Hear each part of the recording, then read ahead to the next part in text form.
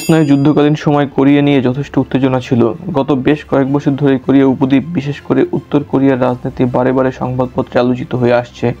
আর এই আলোচনার অন্যতম কারণ হচ্ছে উত্তর কোরিয়ার পারমাণবিক কর্মসূচি।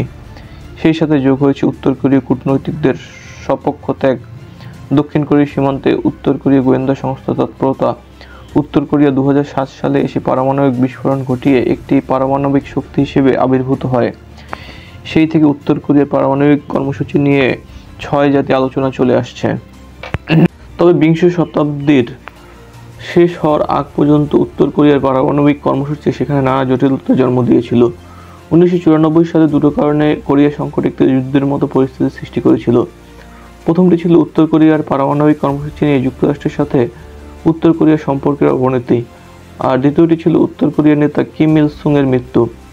কিম দ্বিতীয় বিশ্বযুদ্ধের পর থেকে উত্তর কোরিয়ার ক্ষমতা এককভাবে পরিচালনা করে আসছিলেন। এক্ষেত্রে তার মৃত্যুর পর ক্ষমতা কাদের হাতে থাকবে এটা নিয়ে দ্বন্দ্ব ছিল। সে দ্বন্দ্বের অবসান হয়েছিল।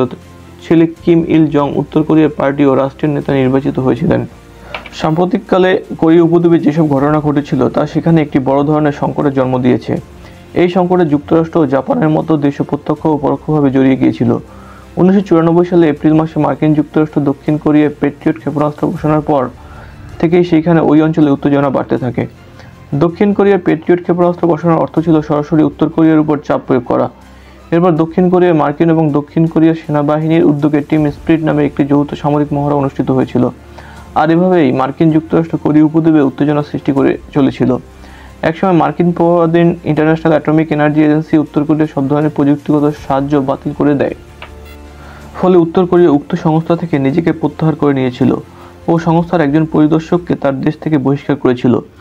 এর আগে মার্কিন যুক্তরাষ্ট্র দাবি করেছিল যে আন্তর্জাতিক আণবিক সংস্থাকে উত্তর কোরিয়ার প্রতিটি পারমাণবিক প্রকল্প পরিদর্শনের অনুমতি দিতে হবে। উত্তর কোরিয়ার ওই আবেদন প্রত্যাখ্যান করেছিল এই যুক্তিতে যে এটা তার সার্বভৌমত্বের প্রতি হুমকি স্বরূপ। তবে পারমাণবিক প্রকল্পগুলো পরিদর্শনের ব্যবস্থা করার ব্যাপারে উত্তর কোরিয়া কখনোই কোনো আপত্তি ছিল না। কিন্তু যেভাবে মার্কিন যুক্তরাষ্ট্র আন্তর্জাতিক পারমাণবিক সংস্থাকে তার স্বার্থে ব্যবহার করেছিল, উত্তর কোরিয়ার তাতেই আপত্তি ছিল। কোরিয়া উপদ্বীপে ওই উত্তেজনার আলোকে সাবেক মার্কিন প্রেসিডেন্ট জিমি কার্টার কোরিয়া সফর করেছিলেন 90 দশকের শেষের দিকে। তার সফরের উদ্দেশ্য ছিল একটাই, কোরিয়া উপদ্বীপে উত্তেজনা কমানো। এ ব্যাপারে তিনি কিছুটা সাফল্য পেয়েছিলেন। জিমি কার্টার উত্তর ও দক্ষিণ কোরিয়া সফর করেছিলেন।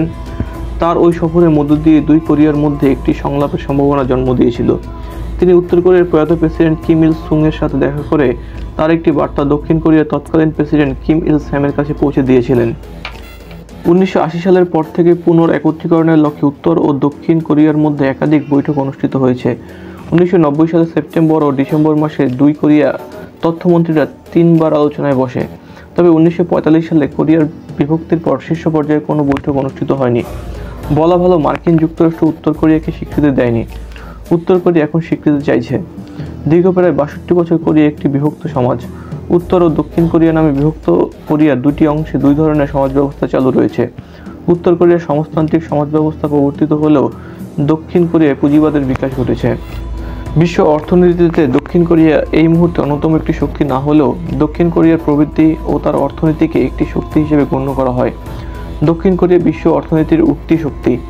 1,20,538 বর্গ কিলোমিটার আয়তন বিশিষ্ট উত্তর কোরিয়ার লোকসংখ্যা প্রায় 2,24,20,000। অন্যদিকে 99,222 বর্গ কিলোমিটার আয়তন বিশিষ্ট দক্ষিণ কোরিয়ার লোকসংখ্যা 4,28,00,000। একসময় যুক্ত কোরিয়া চীন ও জাপানের কলোনি ছিল। 1895 সালে চীন কোরিয়ার স্বাধীনতাকে স্বীকৃতি দেয়। 1904 থেকে 1905 সালে রাশিয়া ও জাপানের মধ্যকার যুদ্ধের পর কোরিয়া প্রকৃতপক্ষে জাপানের আশ্রিত রাজ্যে পরিণত হয়। 1910 সালের 29 আগস্ট জাপান আনুষ্ঠানিকভাবে কোরিয়াকে সাম্রাজ্যভুক্ত করে নেয়। 1945 সালে বিশ্বযুদ্ধে জাপানের পরাজয়ের পর মার্কিন ও সাবেক সোভিয়েত বাহিনী কোরিয়ায় ঢুকে পড়ে এবং জাপানি সৈন্যদের আত্মসমর্পণে বাধ্য করার জন্য কৌশলগত কারণে কোরিয়াকে দুই ভাগে বিভক্ত করে। এক অংশে মার্কিন বাহিনী এবং অপর অংশে সোভিয়েত বাহিনী অবস্থান নিয়েছিল। সোভিয়েত বাহিনীর উপস্থিতিতে কোরিয়ার উত্তরাঞ্চলে একটি কমিউনিস্ট সরকার প্রতিষ্ঠিত হয়। 1946 সালে নিউ ন্যাশনাল পার্টির সাথে নবগঠিত কোরিয়ার কমিউনিস্ট পার্টি একীভূত হয়ে কোরিয়ার ওয়ার্কার্স পার্টি গঠন করে। একই সাথে ওয়ার্কার্স পার্টি কমিউনিস্ট আদর্শে বিশ্বাসী বেশ কিছু গ্রুপ উপদল নিয়ে একটি ডেমোক্রেটিক পেট্রিয়টিক ফ্রন্ট গঠন করে। জাতিসংঘের আহ্বানে সেখানে নির্বাচনের আয়োজন করা হলেও দেখা গেল নির্বাচন শুধু উত্তর কোরিয়াতেই অনুষ্ঠিত হয়েছে। 1948 সালের 9 সেপ্টেম্বর উত্তর কোরিয়া একটি আলাদা রাষ্ট্র হিসেবে তার অস্তিত্বের কথা ঘোষণা করেছিল। সেই থেকে উত্তর কোরিয়া একটি স্বাধীন রাষ্ট্র হিসেবে টিকে আছে এবং পৃথিবীর অনেক রাষ্ট্রের সাথেই তাদের কূটনৈতিক সম্পর্ক রয়েছে।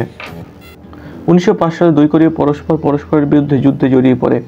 1950 সালে 25 জুন উত্তর কোরীয় বাহিনী 38তম সমান্তরাল রেখা অতিক্রম করে দক্ষিণ কোরিয়ায় প্রবেশ করলে যুদ্ধ বেঁধে যায়। জাতিসংঘ সেই যুদ্ধে দক্ষিণ কোরিয়াকে সমর্থন করার জন্য সকল রাষ্ট্রের প্রতি আহ্বান জানিয়েছেন।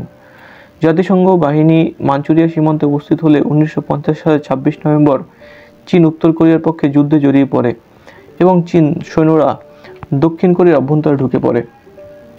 1951 সালের এপ্রিলে জাতিসংঘ বাহিনী 38তম সমান্তরাল রেখা পুনরুদ্ধার করে। 1951 সালের 23 জুন জাতিসংঘ নিরাপত্তা পরিষদ যুদ্ধবিরতির প্রস্তাব দেয়, কিন্তু যুদ্ধবিরতি প্রস্তাব কার্যকর হয় 2 বছর পর।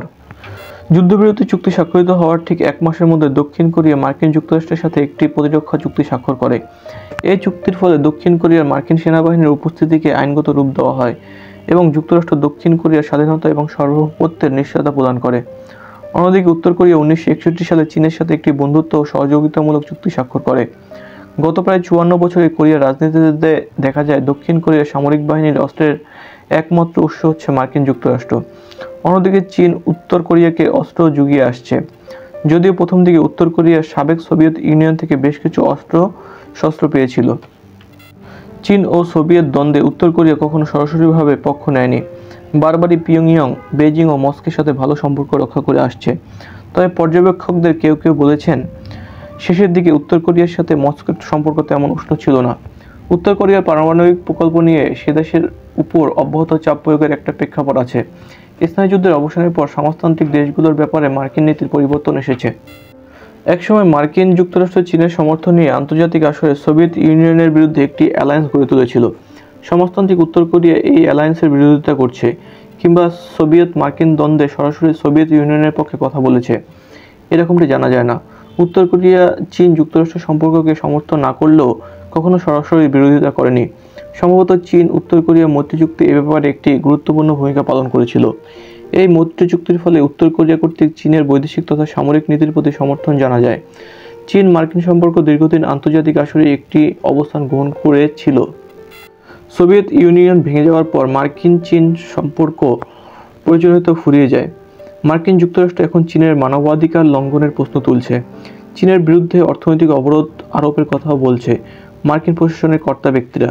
সুতরাং চীন যুক্তরাষ্ট্র সম্পর্কের অবনতির সাথে সাথে অপর একটি সমাজতান্ত্রিক দেশ উত্তর কোরিয়ার উপর যে চাপ আসবে তা ধরে নেওয়া যায়। মার্কিন যুক্তরাষ্ট্রের খুব স্বাভাবিক কারণেই উত্তর কোরিয়া সমাজতন্ত্রের পতন দেখতে চাইবে। মার্কিন যুক্তরাষ্ট্রের এই নীতিতে যদি পরিবর্তন না আসে তাহলে কোরিয়া উপদ্বীপে উত্তেজনা কমবে না। মার্কিন এই আগ্রাসী নীতি পরিত্যাগ করতে হবে।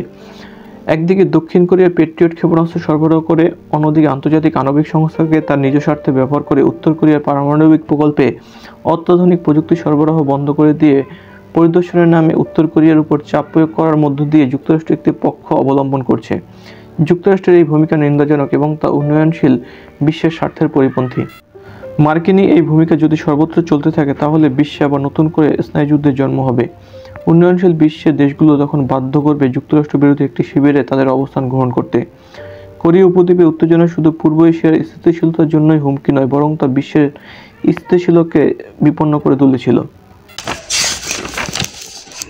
ওই অঞ্চলে উত্তেজনা যদি স্থায়ীভাবে কমানো না যায় তাহলে তা ধীরে ধীরে ওই অঞ্চলে একটি পারমাণবিক অস্ত্র প্রতিযোগিতার দিকে ঠেলে দেবে, ফলে ওই অঞ্চলে উন্নয়ন ব্যাহত হবে।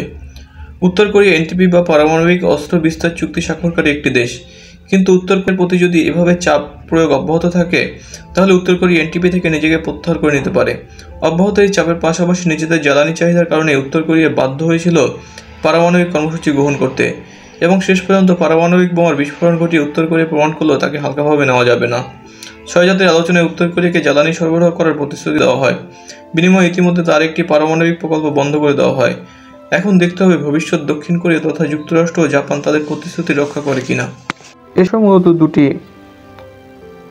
আদর্শিক সমস্যা, দুটি নীতির সমস্যা। দ্বিতীয় বিশ্বযুদ্ধের পর যে মিলিত হয়েছিলেন গত অক্টোবর মাসে 3 দিনব্যাপী আলোচনা চলে। দক্ষিণ কোরিয়ার সাবেক প্রেসিডেন্ট রোহ মু হিউন গিয়েছিলেন উত্তর কোরিয়ায়। রো ম্যু হিউন ও কিম জং ইলের মধ্যকার আলোচনা দুই কোরিয়ার একত্রীকরণের প্রশ্নে কোনো আলোচনা হয়নি সত্য, কিন্তু এটা একটা পথ করে দিল। আগামী শীর্ষ বৈঠকে বিষয়টি কোনো না কোনোভাবে আলোচিত হবে। উল্লেখ্য 2000 সালের 12 জুন তৎকালীন দক্ষিণ কোরিয়ার প্রেসিডেন্ট কিম দাই জং প্রথমবারের মতো শীর্ষ বৈঠকে মিলিত হয়েছিল কিম জং ইলের সাথে। কোরিয়ার সমস্যা কোরিয়ার জনগণের প্রতিনিধিদের হাতে ছেড়ে দেওয়া উচিত। তারা এই ব্যাপারে সিদ্ধান্ত নেবেন। কোনো চাপিয়ে দেওয়ার সিদ্ধান্ত হিতে বিপরীত হতে পারে। এই অঞ্চলে দীর্ঘস্থায়ী শান্তি নিশ্চিত করতে হলে যুক্তরাষ্ট্র প্রশাসন যদি আন্তরিক না হয়, তাহলে উত্তর কোরিয়া তার পারমাণবিক কর্মসূচি থেকে পিছপা হবে না। সুতরাং যুক্তরাষ্ট্রের ভূমিকার উপর আজ অনেক কিছু নির্ভর করছে। কোরিয়া উপদ্বীপে শান্তি ও স্থিতিশীলতা ফিরে আসুক, আমরা এটা আশা করব। উত্তর কোরিয়ার সমস্যা অনেক। দেশটিতে গত বেশ কয়েক বছর ধরে দুর্ভিক্ষ চলছে। খাদ্য ঘাটতি কাটিয়ে উঠতে পারছে না দেশটি। এর উপরে রয়েছে জ্বালানি সংকট। বিংশ শতাব্দীতে দুই কোরিয়া একত্র হয়নি সত্য, কিন্তু 21 শতকে এসে দেশ দুটি যে কর্মী একত্রীকরণের পথে এগিয়ে যাচ্ছে তা বলার আর অপেক্ষা রাখে না। সবচেয়ে বড় কথা, উত্তর কোরিয়ার ব্যাপারে চীনা নীতির পরিবর্তন আসছে। চীন আর আগের মতো প্রতিটি ইস্যুতে উত্তর কোরিয়াকে সমর্থন করছে না। তবে কবে নাগাদ দেশ দুটি একত্র হবে তা এই মুহূর্তে নিশ্চিত বলা যাচ্ছে না।